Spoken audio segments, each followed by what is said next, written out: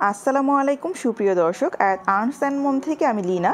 আজকে আপনাদেরকে তৈরি করে দেখাবো শামি কাবাব। আর এই কাবাবটা আমি তৈরি করে দেখাবো ঘরে থাকা খুবই সাধারণ মশলা দিয়ে। তো চলুন স্টেপে স্টেপে আমি দেখিয়ে দিচ্ছি। কাবাব তৈরির জন্য আমি 1 কেজি পরিমাণে গরুর মাংস ছোট ছোট করে কেটে নিয়েছি। চাইলে আপনারা খাসি অথবা মুরগির মাংস দিয়েও বানিয়ে নিতে পারবেন। এখন দিয়ে দিব হাফ কেজি পরিমাণে বুটের ডাল। বুটের ডালগুলো আমি 2 থেকে 3 ঘন্টা ভিজিয়ে রেখেছিলাম, এতে করে বুটের ডালগুলো তাড়াতাড়ি সিদ্ধ হয়ে যাবে। এখন একে একে সব মশলা দিয়ে দিচ্ছি। 1 টেবিল চামচ আদা বাটা, 1 টেবিল চামচ রসুন বাটা, মোটা করে কেটে রাখা পেঁয়াজ, দিয়ে দিচ্ছি গরম মশলা, তেজপাতা, দারচিনি, এলাচ, গোলমরিচ, দিয়ে দিচ্ছি হাফ চামচ পরিমাণে হলুদ গুঁড়ো, 1 চা চামচ পরিমাণে মরিচ গুঁড়ো এবং হাফ চা চামচ ধনিয়া গুঁড়ো, 1 চা চামচ জিরা গুঁড়ো, হাফ চা চামচ পরিমাণে গরম মশলা গুঁড়ো। এখন দিয়ে দিচ্ছি স্বাদ মতো লবণ এবং পরিমাণ মতো তেল অ্যাড করে নিচ্ছি। সব মশলা ভালো মতো মিক্স করে নিতে হবে। এখন এটাকে 3 থেকে 4 মিনিটের মতো আমি কষিয়ে নিব। এখন 5 মিনিট পরে ফিরে এসেছি। এখন এই পর্যায়ে আমি পানি অ্যাড করব। পানি অ্যাড করার আগে ছোট একটা টিপস বলে দিচ্ছি। অনেকেই আছে কাবাবটা ভেঙে যায়, আর কাবাব ভেঙে যাওয়ার কারণটা বলে দিচ্ছি। যদি ডালের চেয়ে মাংসের পরিমাণটা কম হয়ে যায় তখন কিন্তু কাবাবটা ভেঙে যাওয়ার সম্ভাবনা থাকে। এখন পরিমাণ মতো পানি অ্যাড করে দিলাম। এ পর্যায়ে একদম মিডিয়াম লো হিটে হচ্ছে এটাকে সিদ্ধ করতে হবে পানিটা শুকিয়ে যাওয়া পর্যন্ত, এবং মাংস এবং ডালটা যাতে পারফেক্টলি সিদ্ধ হয়ে যায় সে পর্যন্ত ওয়েট করতে হবে। এবং মাঝে মাঝে হচ্ছে নেড়ে দিতে হবে যাতে করে প্যানে না লেগে যায়।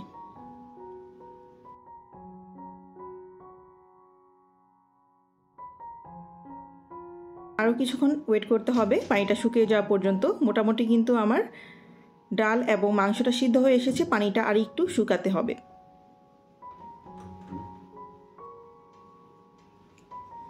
এখন 5 মিনিটের মতো এটাকে রেখে দিচ্ছি। 5 মিনিট পর দেখতেই পাচ্ছেন আমার ডালের পানি কিন্তু শুকিয়ে গিয়েছে এবং মাংস এবং ডাল কিন্তু একদম পারফেক্টলি রেডি, সিদ্ধ হয়ে গিয়েছে। এবং এটাকে কিছুক্ষণ ঠান্ডা করে তারপর হচ্ছে ব্লেন্ডারে ব্লেন্ড করে নিব। ঠান্ডা হওয়ার পরে আমি কিন্তু ব্লেন্ড করে নিচ্ছি।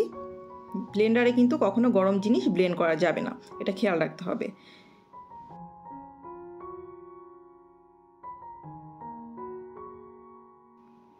এবং কাবাবের জন্য আমার কিমা কিন্তু রেডি। এখন কিমাটা রেডি করে নিব। আমি দিয়ে দিলাম পুদিনা পাতা, কাঁচামরিচ কুচি, ব্রেড ক্রাম্বস এবং একটা ডিম। ডিমটা কিন্তু মাস্ট অ্যাড করতে হবে। ডিম যদি অ্যাড না করা হয় তখন কিন্তু কাবাবটা ভেঙে যাবে।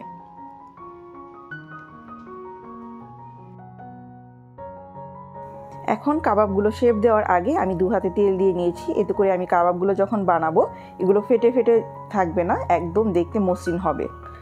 আর যাদের কাবাবগুলো হচ্ছে ভাজার সময় ভেঙে যায় অবশ্যই কিন্তু পরিমাণ মতো ডিমটা অ্যাড করা ট্রাই করবেন। ডিমটাই কিন্তু কাবাবটাকে ধরে রাখতে সাহায্য করে। ডিমের পরিমাণটা যদি ব্যালেন্সের না হয় তখন কিন্তু কাবাবটা ভেঙে যায়।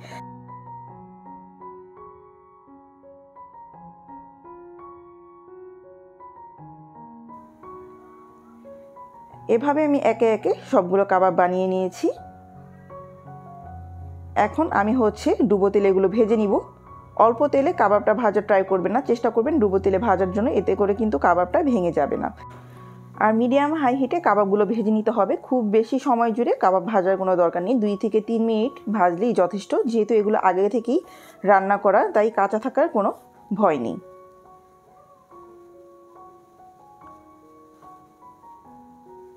এখন এক পাশ উল্টে দিচ্ছি। আমার কিন্তু এক পাশ রেডি হয়ে গিয়েছে, ব্রাউন কালার হয়ে গিয়েছে। এখন হচ্ছে আরেক পাশটা উল্টে দিলাম। খুবই আস্তে এগুলো হচ্ছে উল্টে দিতে হবে যাতে করে ভেঙে না যায়।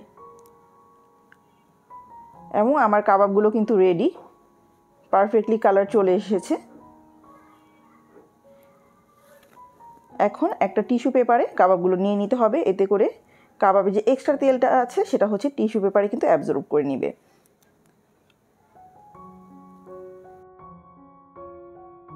এবং সেই সাথে রেডি হয়ে গেল আমার স্বামী কাবাব। আর যাদের কাবাবগুলো ভেঙে যায়, আশা করছি আমার এই রেসিপি দেখে যারা হচ্ছে আপনারা কাবাব বানাবেন তাদের কিন্তু একদমই ভেঙে যাবে না এবং প্রত্যেকটা স্টেপ কিন্তু ভালোভাবে ফলো করতে হবে। আর যদি আমার এই রেসিপি আপনাদের ভালো লেগে থাকে অবশ্যই আমার চ্যানেলটা সাবস্ক্রাইব করে দিবেন এবং লাইক কমেন্ট শেয়ার দিয়ে পাশেই থাকবেন।